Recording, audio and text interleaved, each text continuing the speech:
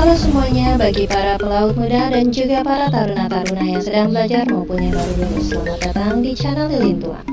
Channel ini ada untuk kalian para engineer agar mengetahui segala sesuatu permasalahan permesinan di atas kapal.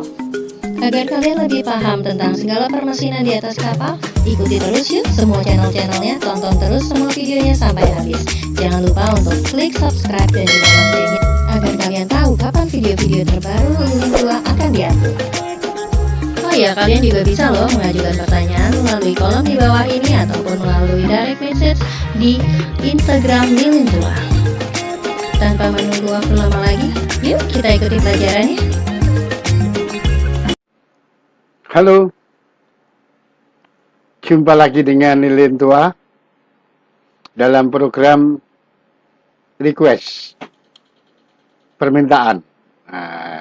Jadi ini membahas permintaan ulang, pengulangan tentang freshwater generator, pembuatan air tawar dari air laut, part 1. Sebagaimana kita ketahui, di kapal ada 3 generator. First is electric generator, generator yang menghasilkan listrik. Second is freshwater generator, and the third is foam generator. Ada 3 generator di atas kapal yang harus kita ketahui. Sekarang kita ngomong dengan freshwater generator. Sebelum kita ngomong tentang freshwater generator, kita ulangin lagi. Sebagaimana yang lalu, kita juga sering mengulangi bahwa freshwater generator atau alat untuk menghasilkan air tawar dari air laut itu bisa dilakukan dengan 2 metode. Pertama dengan metode penyulingan dan kedua metode perembesan terbalik. Ya, penyulingan atau distillation berarti kita ngomong tentang panas. Sementara perembesan terbalik atau perembesan osmosis kita ngomong tentang membran. Di sini kita nanti ketemu dengan istilah distiller karena alatnya distillation, maka alatnya namanya unit distiller. Sehingga nanti ada freshwater distiller. Freshwater distiller sendiri ada 2 macam, yaitu freshwater distiller tekanan tinggi, artinya distilasi pada tekanan di atas 1 atmosfer. Yang kedua, distilasi di bawah tekanan 1 atmosfer. Dua-dua punya perangkat tambahan. Ya. Sementara yang di sini kita tidak ngomong tentang panas, tapi ngomong tentang membran. Kita ngomong tentang meres. Meres di saringan, maka kita perlu tenaga untuk meres itu, maka perlu nanti adanya komponen pompa tekanan tinggi dan alat peresan, alat penyaring yang namanya membran. Ya, kalau yang distilasi kita ketemu dengan alat penguap evaporator dan alat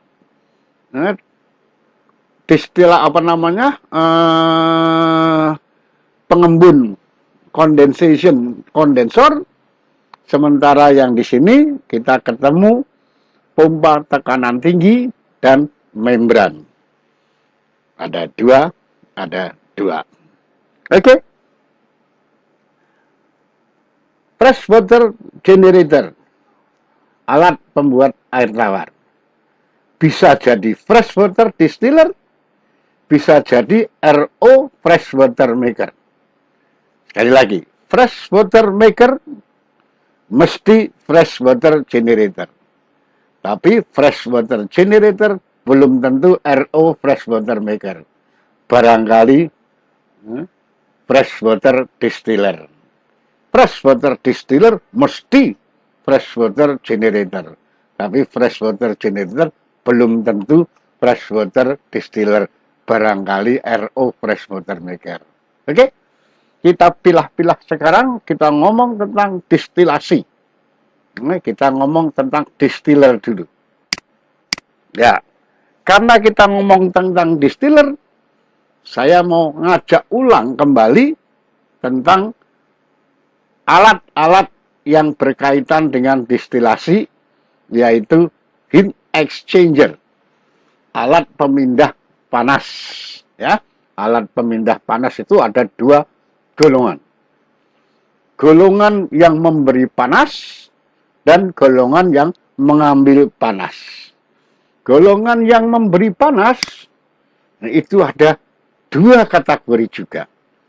Ada yang memberi panas tanpa merubah bentuk, ada yang memberi panas dengan merubah bentuk. Yang memberi panas tanpa merubah bentuk, yang mengambil panas juga demikian juga. Ada mengambil panas tanpa merubah bentuk, ada mengambil panas dengan merubah bentuk.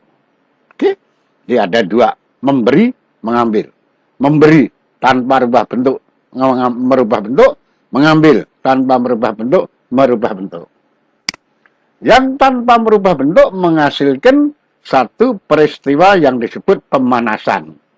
Bahasa Inggrisnya heating. Maka heat exchanger-nya namanya heater.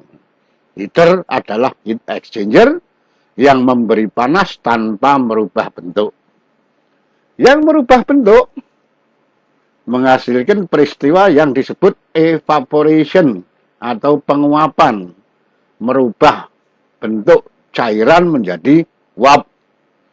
Nama alatnya evaporator. Berarti evaporator adalah heat exchanger yang fungsinya merubah bentuk cair menjadi uap atau gas atau peristiwa penguapan.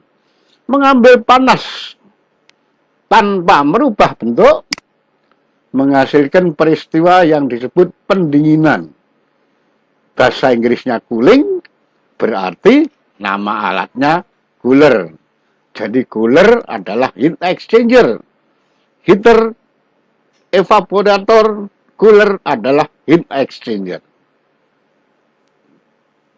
Mengambil panas dengan merubah bentuk menghasilkan peristiwa yang disebut pengembunan. Bahasa Inggrisnya condensation. So, alatnya namanya kondensor. Jadi Anda sudah mengenal 4 macam heat exchanger, alat pemindah panas, alat penukar panas. Exchange itu pertukaran, exchanger itu alatnya, exchangers alat-alat penukar panas. Ya, ada heater, ada evaporator, ada cooler, ada kondensor. Dalam peristiwa pemanasan, penguapan, pendinginan, dan pengembunan. Ada satu peristiwa bersambung, yaitu peristiwa yang dimulai dari penguapan. Ya, penguapan berarti dia butuh alat namanya evaporator, disambung, dilanjutkan dengan peristiwa pengembunan. Ya, condensation berarti dia harus punya alat namanya kondensor. Kedua peristiwa bersambung tersebut menghasilkan peristiwa yang disebut peristiwa penyulingan. Bahasa Inggrisnya distillation. Maka unit yang terdiri dari evaporator dan kondensor ini disebut distiller. Distiller atau distilasi atau penyulingan inilah yang dimanfaatkan untuk membuat sebagai metode pembuat air tawar dari air laut, ya, dengan metode penyulingan. Anda tahu bahwa air itu menguap pada 100 derajat Celcius bila tekanannya 1 atmosfer. Lebih dari 1 atmosfer, maka suhu untuk menguap lebih dari 100 derajat Celcius. Tapi di bawah 1 atmosfer, air tidak perlu membutuhkan 100 derajat Celcius lagi. Dia cukup dengan sesuai dengan kevakumannya, maka suhu yang diminta untuk menguapkan juga sesuai. Katakanlah untuk 99% vakum, air cuma butuh 50 derajat Celcius sudah bisa menguap airnya. Nah, kita petanin dulu mulai dari distilasi tekanan tinggi. Freshwater distiller tekanan tinggi. Freshwater distiller tekanan tinggi berarti pembuatan air tawarnya pada tekanan di atas 1 atmosfer. Berarti kita membutuhkan media penguap yang suhunya harus di atas 100 derajat Celcius. Dalam hal ini kita harus perlu uap. Kalau kita perlu uap, berarti kita butuh kettle uap atau steam boiler. Kita lihat di sini adalah evaporator. Jadi kita tahu evaporator adalah alat penguap, merubah air menjadi uap. Bentuk konstruksinya macam-macam. Salah satunya berbentuk lemari ini. Ya, kalau di dalam evaporator yang sudah dilengkapi dengan gelas penduga, kita masukkan air laut. Ya, kita masukkan air laut. Yang ketinggian permukaannya bisa dilihat di gelas penduga. Apabila ini kemudian kita masukkan media penguap melalui koil, melalui pipa-pipa di dalamnya, maka akan terjadi peristiwa penguapan. Ya, peristiwa penguapan yang menghasilkan uap atau steam. Uapnya didapat dari ketel. Media penguap yang lebih tinggi dari 100 derajat Celcius ini menguapkan air laut.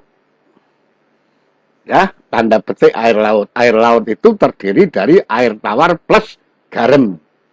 Maka yang menguap adalah air tawarnya, menguap jadi steam. Ya, bisa dilihat di pressure indicator yang berbentuk manometer. Ya, kalau uap ini dibiarkan hanya kita punya satu alat yang namanya evaporator tok, maka uapnya hilang. Supaya ini bisa menjadi cair, maka harus diembunkan, harus dikondensasikan. Maka kita perlu alat yang namanya kondensor, ya. Kita perlu alat yang namanya kondensor, dan kondensor ini baru bisa bekerja untuk mengondensasikan uap dengan cara mengambil panasnya uap oleh media pengambil panas, dalam hal ini adalah air laut. Ya, jadi nanti uap akan masuk ke kondensor, panasnya diambil oleh air laut, jadilah dia proses pengembunan. Uap masuk ke kondensor, setelah panasnya diambil oleh air laut, terjadilah proses kondensasi. Condensation. Cairan atau air dari peristiwa kondensasi disebut air kondensat. Karena hasil dari condensation, hasil dari kondensasi. Demikian juga kalau ini nanti disalurkan ke tangki air tawar menggunakan pompa, yang pompanya juga disebut pompa kondensat. Nah, dengan pompa kondensat, maka air kondensat tadi dimasukkan ke dalam tangki air tawar. Ingat, yang kita masukkan ke evaporator adalah air laut. Air laut itu air tawar plus garam. Karena yang diuapkan adalah air tawar, maka pertanyaannya, kemanakah garam itu? Nah, kalau hanya demikian adanya, maka di evaporator akan terjadi pabrik garam. Sebelum jadi pabrik garam, garamnya sendiri, kepekatan garam, kepekatan kandungan garam di air yang dia ada di evaporator itu ikut bergolak, ikut mendidih, sehingga titik-titik garamnya terbawa oleh uap ke kondensor, sehingga kondensatnya terkandung atau mengandung garam. Nah, ini akan menyakitkan. Minum air garam itu sedih, Mas. Oleh karena itu perlu yang namanya dihilangkan kandungan garamnya. Paling tidak kandungan garamnya dipertahankan untuk supaya tidak terbawa. Maka di evaporator dilengkapi dengan suatu alat sirkulasi. Air yang ada di evaporator dipertahankan konsentrasi garamnya, ya, sehingga perlu adanya pompa brain atau pompa garam. Air yang masuk ke evaporator mengalami dua peristiwa, peristiwa penguapan dan peristiwa sirkulasi. Penguapan untuk menghasilkan uap, air tawar diuapkan, sirkulasi dalam rangka mempertahankan kandungan garam supaya tidak lebih dari yang diinginkan. Oke. Kemudian masuk ke kondensor, diharapkan sudah tidak mengandung garam lagi karena kandungan garamnya sudah dibuang melalui sirkulasi pompa brain atau pompa garam. Namun demikian, nah ini tugas kita, sebelum ada alat, saya pernah ngalamin, itu harus dijilati. Air yang keluar dari pompa destilat sebelum masuk ke tangki air tawar. Kalau asin, maka harus dibuang. Sepeka-pekanya lidah, ternyata walaupun sudah tidak kerasa asin lagi, itu ternyata kalau dideteksi masih ada kandungan. Maka proses penjilatan atau proses perasaan ini diganti dengan suatu alat detektor yang disebut salinometer. Ya, dengan salinometer ini maka kandungan garam yang dibolehkan, yang dipersyaratkan bisa terdeteksi, yaitu sebesar 15 ppm.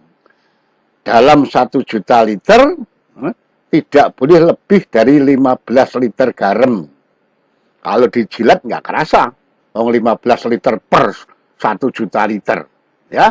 Tapi alat detektor salinometer bisa dengan melewatkan dan dideteksi oleh salinometer. Salinometer punya tugas. Tugas pertama, kalau dia ternyata mendeteksi airnya masih mengandung garam lebih dari 15 ppm, maka dia mengaktifkan alarm, kemudian mengatur katup 3 jalan untuk menutup yang ke tangki dan membuka saluran yang ke got atau untuk diresirkulasi lagi. Ya, inilah freshwater distiller tekanan tinggi, dan ini harus selalu dirawat karena ini tekanan tinggi. Panasnya lebih dari 100 derajat Celcius, maka evaporatornya cepat bergerak.